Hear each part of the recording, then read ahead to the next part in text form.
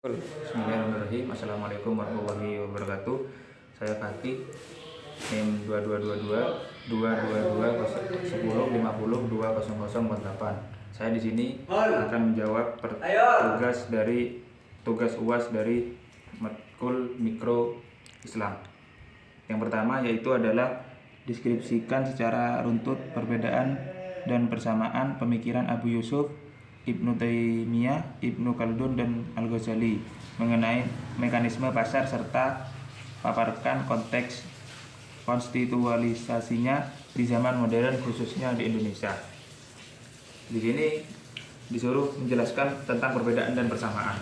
Persamaannya yaitu adalah persamaan dari tokoh-tokoh tersebut yaitu adalah tentang keadilan dan menerapkan keadilan dan keutuhan dalam mekanisme pasar. Sedangkan perbedaannya yaitu salah satu contoh perbedaannya yaitu dari Abu Yusuf dan Ibnu Khaldun. Abu Yusuf sendiri yaitu lebih condong terhadap keamanan ekonomi suatu negara. Sedangkan Ibnu Khaldun yaitu lebih condong kepada mekanisme sosial ekonomi. Dan di sini konteks di zaman modern khususnya di Indonesia yaitu salah satunya seperti suatu keadilan dalam mekanisme pasar itu sendiri. Baik, saya akan melanjutkan pertanyaan yang kedua. Isilah tabel di bawah ini. Di sini saya akan menjelaskan tentang tabel berikut ini. TC. Di sini kan kosong. TC yang pertama ini kosong karena Ki yang pertama kosong. Jadi dicoret semua karena tidak ada hasilnya. Yang pertama yaitu adalah TC. Nah, TC itu sendiri mempunyai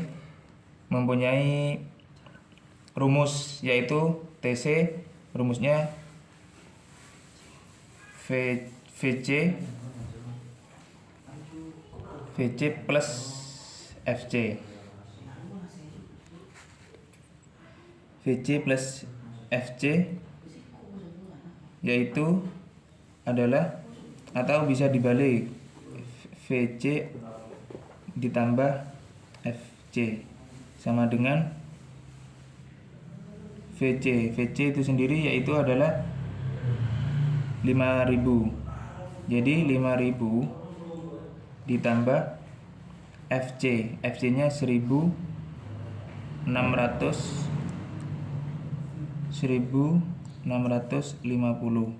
Hasilnya yaitu ini 6.650.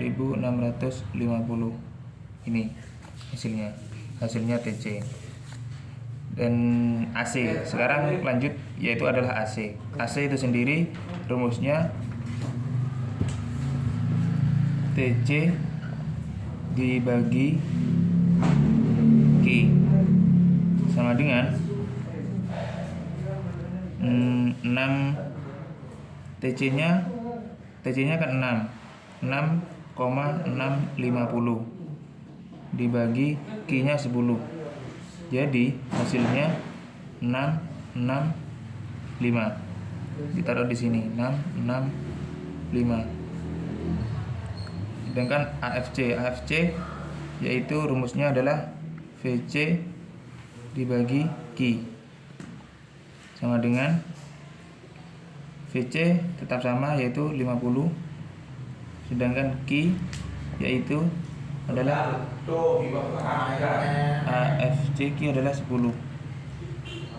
sama dengan 500. Di sini taruh 500. Sedangkan sekarang tinggal AFC dan MC. AVC yaitu adalah rumusnya yaitu VC dibagi Q sama dengan VC-nya berapa di sini? 1650 dibagi Q-nya 10. Jadi hasilnya 165. Taruh di sini 165. Sekarang tinggal yang terakhir MC. MC-nya yaitu rumusnya delta TC dibagi delta Q sama dengan delta TC. TC-nya sendiri 65. Cara mencari delta TC dan delta Q yaitu adalah nilai setelahnya dikurangi nilai sebelumnya. Itu bisa nilai berarti 1650 dikurangi 1500 yaitu hasilnya 150 dibagi 10 dikurangi yang pertama, berhubung yang pertama tidak ada maka tetap 10 dan hasilnya 150 dibagi 10 yaitu adalah 15. Ya, di sini MC 15. Begitupun juga seterusnya, bisa kan? Baik, saya akan sedikit menjelaskan tentang soal yang nomor 3. Jelaskan faktor-faktor yang mempengaruhi permintaan dan penawaran perspektif ekonomi mikro Islam. Gambaran beserta kurva dan berikut hukumnya. Jadi begini.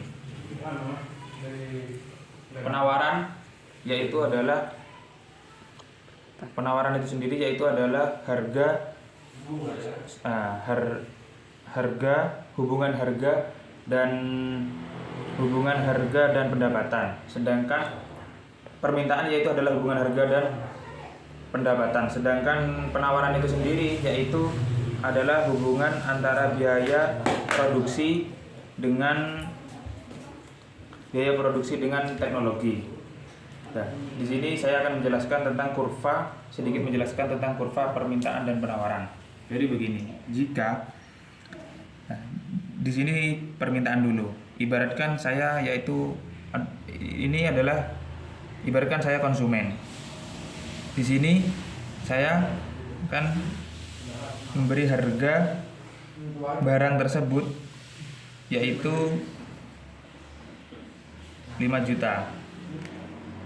Dan jika harga itu naik, maka permintaan akan menurun.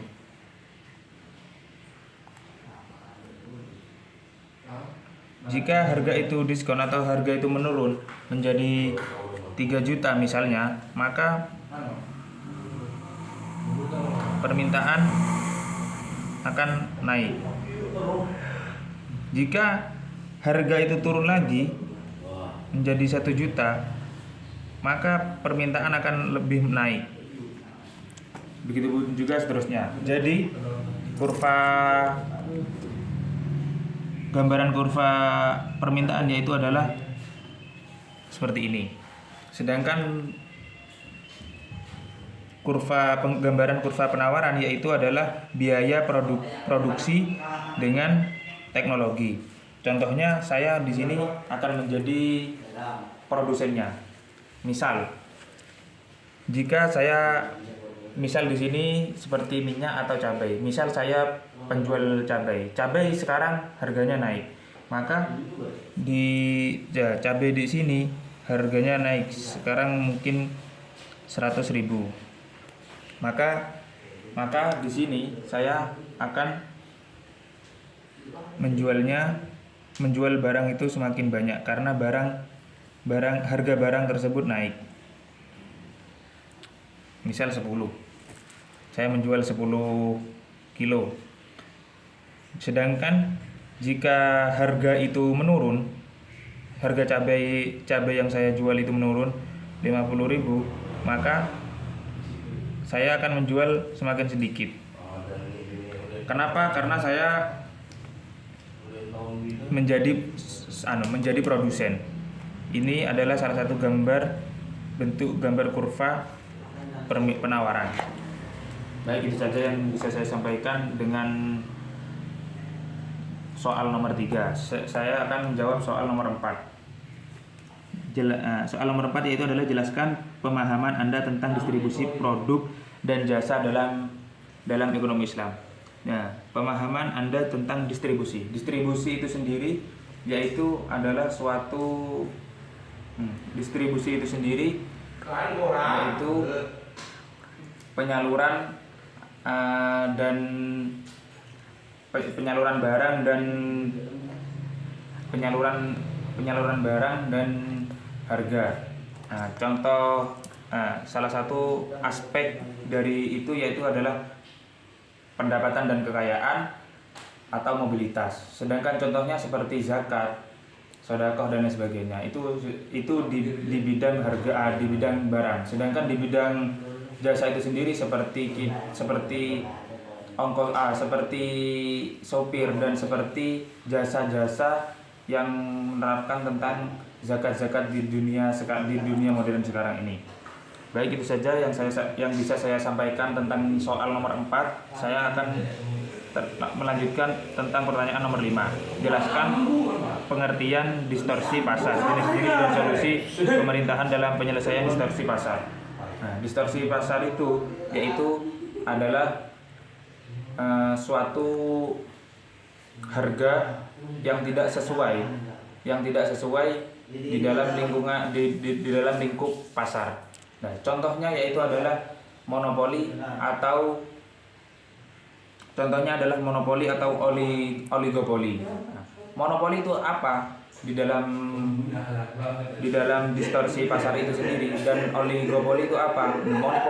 Monopoli itu yaitu adalah seperti satu produsen yang mempunyai peran vital di dalam suatu pasar itu sendiri. Sedangkan oligopoli yaitu adalah beberapa banyak produsen, lebih dari satu produsen yang menguasai pasar itu sendiri. Jadi produsen di situ seperti mafia ya. Baik, itu saja yang bisa saya sampaikan pada UAS hari ini. Wassalamualaikum warahmatullahi wabarakatuh.